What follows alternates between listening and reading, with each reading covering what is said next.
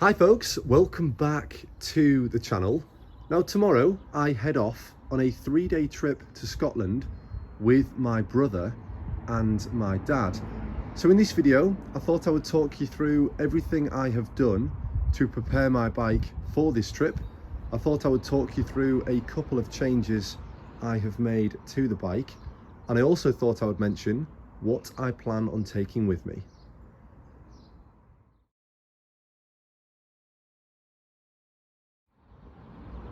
The first thing I have done is I've given my bike a good clean and a layer of polish. I just think if you're going for a longer ride out somewhere or you're going for a few nights away, it's nice to start out with a nice clean bike. Now dirt is very good at hiding things like loose nuts and bolts and damage to your bike. So starting off with a clean bike makes those pre-ride checks a little bit easier. The polish also helps to keep the bike a little cleaner for a little longer, as dirt and muck have a harder time sticking to the bike. When it comes to checking the bike over, I have gone a little bit overboard, to be honest. I have checked pretty much everything I can without taking the bike apart.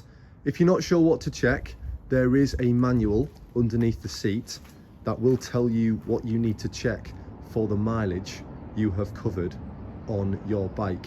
The only thing I have noticed is the rear tyre is developing a slight flat spot where I've been covering a lot of motorway miles, but there's quite a lot of tread depth left, so I'm not too concerned about that. I have also given the chain a bit of oil ready for setting off tomorrow. When it comes to changes to the bike, I have added a click of preload to that rear shock.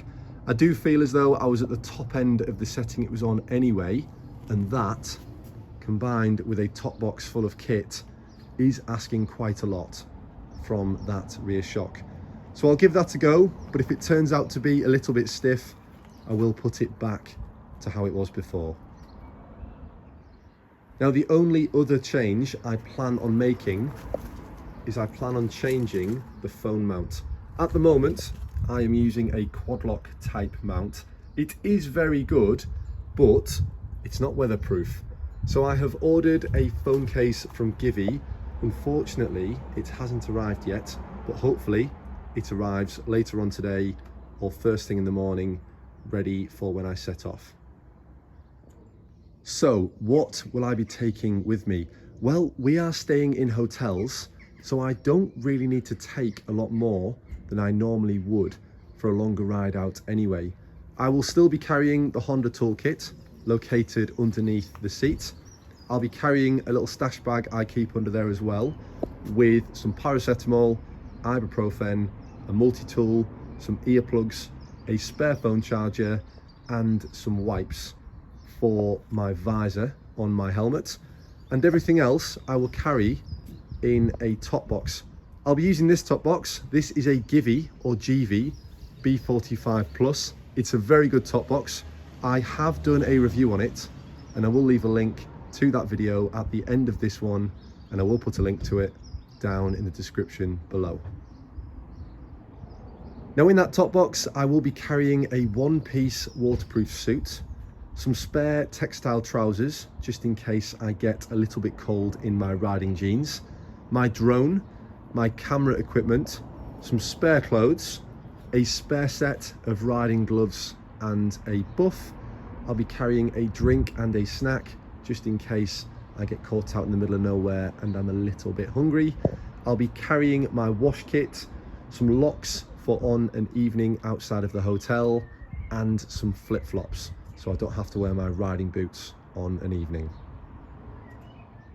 So hopefully that gives you an idea of everything I have done to prepare my bike for this trip and everything I plan on taking with me. I hope you found this video useful. Please subscribe, and I'll see you soon.